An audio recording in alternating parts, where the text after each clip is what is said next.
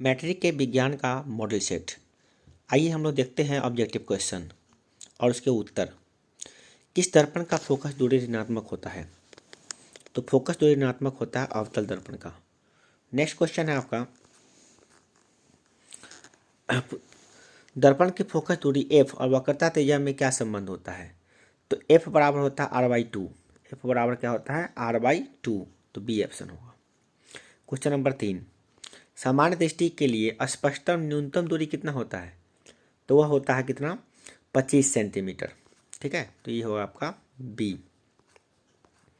श्वेत प्रकाश का कौन सा वर्ण किसी प्रिज्म से गुजरने के पश्चात सबसे कम झुकता है? वह है बैगनी। सबसे कम झुकता है तो वो होगा लाल। ठीक है, लाल का तरंग सबसे ज़्यादा होता है। अगला क्वेश्चन है, मानव आँख में की रेटिना पर जो छवि बनाई जाती है अर्थात जो प्रतिबिंब बनता है वो कैसा बनता है? तो आप सभी जानते हैं कैसा बनता है, वास्तविक एवं उल्टा, और वस्तु से छोटा भी बनता है। आकाश का रंग नीला प्रतीत होता है, क्यों? आकाश का रंग नीला प्रतीत होता है क्योंकि प्रकाश के प्रकीर्णन के कारण, है ना। नेक्स्ट क्वेश्चन, किस दर्पण से वस्तु का प्रतिबिंब बड़ा बनता है? तो किस दर्पण से वस्तु का प्रतिबिंब बड़ा बनेगा? तो वो है आपका अवतल दर्पण। नेक्स्ट क्वेश्चन, निम्नलिखित में कौन सा लेंस निकट दृष्टिदोष को ठीक करने के लिए उपयोग किया जाता है? तो निकट दृष्टिदोष को ठीक करने के लिए हम लोग अवतल दर्पण का उपयोग करते हैं। क्लियर? निम्नलिखित में कौन उपकरण विद्युत धारा की उपस्थिति को दर्शाता है? मतलब ये बताता है कि विद्युत धारा है, तो है गैल्वेनोमीटर, है ना। विद्युत धारा को मापने के लिए एमीटर, और विभवांतर को मापने के लिए वोल्टमीटर। ठीक है, विद्युत धारा है कि नहीं इसको चेक करने के लिए गैल्वेनोमीटर। ओके। नेक्स्ट, दाएं हाथ के अंगूठे का नियम किसने प्रतिपादित किया था? दाएं हाथ के अंगूठे का नियम मैक्सवेल ने प्रतिपादित किया था। ठीक है। अगला है, विभवांतर का एसआई मात्रक क्या होता है? तो विभवांतर का एसआई मात्रक क्या होता है? वोल्ट। नेक्स्ट क्वेश्चन, निम्नलिखित में किस संयोजन द्वारा प्रतिरोध का मान बढ़ जाता है? तो हम श्रेणी क्रम में जब जोड़ते हैं तो प्रतिरोध का मान बढ़ जाता है, क्योंकि R इक्विवेलेंट बराबर होता है R1 + R2 + R3 ... है ना। अगला है, चुंबकीय बल रेखा की प्रकृति कैसी होती है? चुंबकीय बल रेखा की प्रकृति होती है क्या कि ये काल्पनिक होती है, इसको देख नहीं सकते हम लोग। अगला, 1 किलोवाट घंटा किसके बराबर होता है? तो 1 किलोवाट घंटा जो है आपका 3.6 × 10⁶ जूल के बराबर होता है। यहाँ 10⁶ जूल करना चाहिए ना, ये गलती से पावर 6 के जगह पे 106 लिखा गया है। 3.6 × 10⁶ जूल। ओके। अगला है, नवीकरणीय ऊर्जा स्रोत कौन सा है? तो नवीकरणीय ऊर्जा स्रोत वैसे ऊर्जा स्रोत होते हैं जिनको हम पुनः उसी रूप में प्राप्त कर सकते हैं, वह है सौर ऊर्जा, है ना। नेक्स्ट, कौन सा लेंस अपसारी लेंस है? जो अपसारी मतलब होता है जो फैला दे, तो अपसारी लेंस कहलाता है जो फैलाने का काम करता है, वह है कौन? आपका अवतल लेंस है। हो गया। नेक्स्ट, प्रकाश का प्राथमिक वर्ण कौन है? मतलब प्रकाश का प्राथमिक वर्ण कौन है? तो ये प्राथमिक वर्ण है आपका उपरोक्त सभी, मतलब लाल, नीला और हरा, ये तीनों प्राथमिक वर्ण कहलाता है, याद कर लीजिए। नेक्स्ट, निम्नलिखित में कौन नेत्र का रंगीन भाग होता है? तो नेत्र का रंगीन भाग जो होता है वो आइरिस होता है। नेक्स्ट, 1 HP किसके बराबर होता है? तो 1 HP जो होता है 746 वाट के बराबर होता है। नेक्स्ट, विशालक शीशा जो मैग्नीफाइंग ग्लास होता है, जो बड़ा करने के लिए उपयोग करते हैं, वो कौन सा लेंस का होता है? तो विशालक जो शीशा होता है वह सामान्यतः जो होता है अवतल लेंस होता है। नेक्स्ट, जब किसी चालक तार से विद्युत धारा प्रवाहित होती है तो गतिशील कण क्या होते हैं? तो गतिशील कौन करेगा? गति करता है इलेक्ट्रॉन, मुक्त इलेक्ट्रॉन जो होता है वही गति करता है। अगला, 1 एम्पियर घंटा एम्पियर घंटा किसका मात्रक है? तो एम्पियर घंटा जो है वह आवेश का मात्रक है। ये आवेश का ऐसा ही मात्रक होता है कूलम्ब, बट इसका एक ये भी मात्रक है आवेश का, एम्पियर घंटा। ओके। नेक्स्ट, निम्नलिखित में कौन सा मात्रक वाट W के बराबर है? तो वाट जो होता है ना, वो जो वाट जो होता है आपका टोटल J/S जूल प्रति सेकेंड के बराबर होता है। माने कि शक्ति क्या होता है?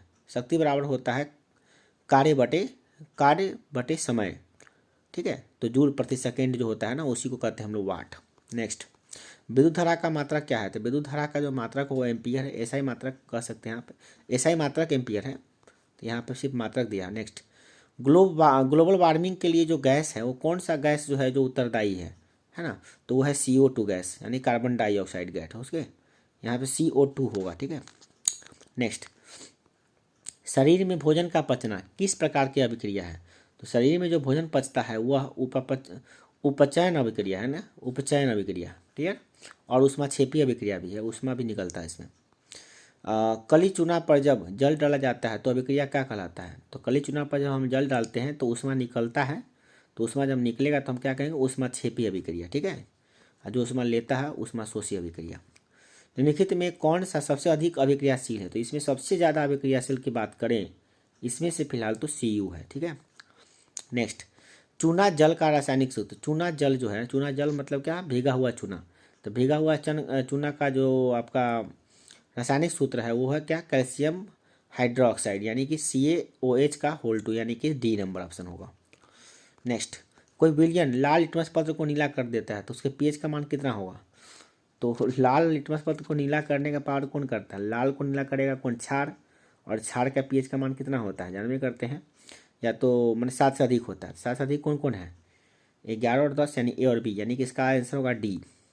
अगला है, एल्काइन में कार्बन कार्बन के बीच सहसंयोजक बंधन होते हैं, तो क्या मतलब कि प्रथम मतलब सिंगल बॉन्ड होते हैं कि डबल के ट्रिपल, तो ट्रिपल बॉन्ड होते हैं, ठीक है। तो ये हो गया आपका C। नेक्स्ट क्वेश्चन है आपका, ग्लूकोज का आणविक सूत्र क्या होता है, ग्लूकोज का आणविक सूत्र क्या होता है, तो ये होता है आपका C6H12O6, यानी पहला 6 को नीचे कर लीजिएगा, 12 को भी नीचे और 6 को भी नीचे, ओके। नेक्स्ट, उच्च वसीय अम्लों में, उच्च वसीय अम्लों के सोडियम लवण को क्या कहते हैं, तो उच्च वसीय अम्लों के सोडियम लवण को क्या कहते हैं, साबुन कहते हैं, साबुन का ये परिभाषा ही होता है, याद कर लीजिए। नेक्स्ट क्वेश्चन क्या है आपका, देखिए 34 नंबर क्वेश्चन, CHO अभिक्रियाशील मूलक किसे कहते हैं, मतलब किसका मूलक है ये, तो ये है आपका एल्डिहाइड का CHO होता है। नेक्स्ट, आवर्त सारणी में किस आवर्त में बाएं से दाएं जाने पर तत्वों की परमाणु त्रिज्या क्या होती है, जब हम बाएं से दाएं जाते हैं तो परमाणु त्रिज्या जो होती है वो क्या होती है, सामान्यतः जो होती है घट जाती है, यानी A होगा। निम्नांकित तत्वों को उनके अधातु गुण के अनुसार बढ़ते क्रम में सजाइए, तो अधात्विक गुण अगर बात करें तो सबसे ज़्यादा अधात्विक गुण होता है किसमें, फेरस में, तो ऑक्सीजन में, तो कार्बन में, उसके बाद बेरिलियम, तो लिथियम। तो सबसे बढ़िया अधात्विक गुण है कौन है इसमें, तो इसका आंसर हो जाएगा आपका, नहीं गलती हो गया, B होगा इसका आंसर। लिथियम अच्छा धातु है, उसका बाद बेरिलियम, उससे बाद कार्बन, तब ऑक्सीजन, तब फ्लोरीन, ये सब अधातु हो गया। मतलब कि अच्छा अधातु को आपको सबसे बाएं तरफ रखना है, पावरफुल बताना है इसमें, तो फ्लोरीन सबसे अच्छा अधातु है, ठीक है। उसके बाद उससे खराब है ऑक्सीजन, उससे खराब कार्बन, अब बेरिलियम, तब लिथियम जानवे करते हैं, वो सब लिथियम ये सब तो आप धातु हो गया यहाँ से ना, तो आपका आंसर नंबर हो गया आपका B। सिलिकॉन क्या है, सिलिकॉन जो एक्चुअली क्या है वो धातु नहीं है, सिलिकॉन का उपधातु होगा, ठीक है, यानी C, ठीक है। अगला क्वेश्चन है 38 नंबर क्वेश्चन, देखिए क्या है, निम्नलिखित में कौन विद्युत धनात्मक तत्व है, विद्युत धनात्मक तत्व किसे कहते हैं, जो इलेक्ट्रॉन को देता है, तो इलेक्ट्रॉन को देने वाला इसमें कौन है, कार्बन जो है इलेक्ट्रॉन को देता है, दे भी सकता है ले भी सकता है, तो धनात्मक यही है। और टिहरी बांध का निर्माण किस प्रदेश में किया गया था, टिहरी बांध का निर्माण जो है आपका ये हुआ था उत्तराखंड में, ठीक है। अगला क्वेश्चन है, निम्नलिखित में किस धातु को केरोसिन में डुबा कर रखा जाता है, तो इसमें से सोडियम को डुबा कर रखा जाता है, क्लियर। नेक्स्ट, अपमार्जक से बनाए जाते हैं, तो अपमार्जक से क्या बनाए जाते हैं, तो अपमार्जक से बनाया जाता है आपका सर्फ भी बनाया जाता है, यानी सर्फ एक्सल, शैम्पू और इजी सर्फ जो होता है सब कुछ बनता है अपमार्जक से, ओके। नेक्स्ट 42 नंबर है आपका, सौर सेल में किसका उपयोग होता है, तो सिलिकॉन का होता है, सिलिकॉन धातु का उपयोग होता है प्लेट बनाने में। अगला क्वेश्चन है, निम्नलिखित में से किसका उपयोग खाना बनाने के वाले ईंधन के रूप में नहीं होता है, तो खाना बनाने वाले ईंधन के रूप में किसका उपयोग नहीं होता, CNG यानी A compressed natural gas, okay. Next 2Cu + O2 अभिक्रिया करने पर 2Cu2 एक कैसे अभिक्रिया है, तो इसमें ऑक्सीजन का योग हो रहा है, जिसमें ऑक्सीजन का योग होता है उसे ऑक्सीकरण अभिक्रिया कहते हैं, ठीक है, पहला होगा A। निम्नलिखित में कौन सा समीकरण संतुलित नहीं है? तो समीकरण इसमें जो संतुलित नहीं है वो है बी। आप देख लीजिएगा संतुलित है कि नहीं, ये चेक कर सकते हैं आप। अगला, उदासीन अभिक्रिया का पीएच का मान कितना? उदासीन विलयन का पीएच का मान कितना होता है? 7 होता है। उदासीन विलयन के पीएच का मान 7 होता है। अगला क्वेश्चन क्या है? निम्नलिखित में कौन दुर्बल अम्ल है? सबसे दुर्बल अम्ल है आपका कौन? CH3COOH। ठीक है। नेक्स्ट क्वेश्चन है क्लोराइड अयस्क है। क्लोराइड किसका अयस्क? तो क्लोराइड एल्युमिनियम का अयस्क है। पोटेशियम का परमाणु संख्या कितना होता है? पोटेशियम का परमाणु संख्या होता है आपका 19। नेक्स्ट, फॉर्मिक अम्ल का IUPAC नेम क्या है? तो फॉर्मिक अम्ल का IUPAC नेम जो होता है वह है मेथेनोइक अम्ल। ठीक है, मेथेनोइक अम्ल को ही हम लोग कहते हैं फॉर्मिक अम्ल। नेक्स्ट, एथाइल अल्कोहल का अणुसूत्र क्या होता है? तो एथाइल अल्कोहल का अणुसूत्र आपका है C2H5OH, यानी कि इसका हो जाएगा आपका C। ठीक है, C हो जाएगा यहाँ पे ये वाला। नेक्स्ट क्वेश्चन है आपका एल्काइन कौन है? तो एल्काइन का मैंने सामान्य सूत्र क्या है ये पूछ रहा है। तो ये C2H2 होता है, C2H2। ठीक है, 2 को नीचे लिख लीजिएगा, ऊपर में दिया गया है, बराबर में दिया गया है, इसको नीचे कर लीजिएगा। चीनी का रासायनिक सूत्र क्या होता है? चीनी का रासायनिक सूत्र क्या होता है? चीनी का रासायनिक सूत्र हो गया आपका C12H22 और O11, मतलब कि C आपका होगा B number, C12H22O11। Okay, B number. Next, acetylene में कार्बन कार्बन के बीच सहसंयोजक बंधन की संख्या कितनी होती है? तो इसके बीच की संख्या 3 होती है, ट्रिपल बॉन्ड होता है। ओके, अगला क्वेश्चन है श्वसन के अध्ययन के लिए उपयोगी किए जाने वाले बीज है। तो इसमें श्वसन के लिए उपयोग करने वाला है, इसमें हो जाएगा आपका अंकुरित बीज। ओके, नेक्स्ट क्वेश्चन 56 नंबर है, मानव वृक्क किस प्रणाली का हिस्सा है? तो मानव वृक्क जो है ना, ये वो उत्सर्जन प्रणाली का हिस्सा है। मनुष्य में उत्सर्जन का महत्वपूर्ण हिस्सा है वृक्क, यानी कि जिसे अब हम लोग कहते हैं किडनी। पौधे में जाइलम जो होता है वो क्या करता है? तो जाइलम का मुख्य कार्य क्या है? जाइलम का काम है क्या? जाइलम का काम मेनली जो है ना, आप देखिएगा तो क्या करेगा वो, बोलिए। पानी को मतलब क्या करता है? जाइलम ले आता है जमीन से पत्तियों तक ले आता है, वहीं पर ना खाना बनता है। अब फ्लोएम का काम होता है खाना को पहुँचाना, है ना, पत्ती विभिन्न भागों तक। नेक्स्ट है, श्वसन के दौरान कौन सा गैस निकलता है? श्वसन जो होता है उसके दौरान CO2 गैस निकलता है, कार्बन डाइऑक्साइड। अगला, फलों को पकने में निम्नलिखित में किससे नियंत्रित होता है? तो फलों का पकना जो है ना, ये नियंत्रित होता है इथिलीन से। नेक्स्ट क्वेश्चन नंबर अगला क्या है 60, न्यूरॉन का वह हिस्सा जहाँ जानकारी हासिल की जाती है वो क्या कहलाता है? जो जानकारी हासिल करता है वह कहलाता है क्या? डेंड्राइट। अगला क्वेश्चन है 61 नंबर, निम्नांकित में कौन आपातकाल का हार्मोन है? तो आपातकाल का जो हार्मोन है वह आपका है एंड्रेलिन। ये खतरनाक होता है एंड्रेलिन हार्मोन, काफ़ी एनर्जी देता है ये। निम्नलिखित में कौन सी अनैच्छिक क्रिया नहीं है? तो इसमें से अनैच्छिक क्रिया नहीं है, मतलब कि ऐच्छिक क्रिया है, अनैच्छिक क्रिया नहीं है। तो अनैच्छिक क्रिया इसमें से कौन नहीं है?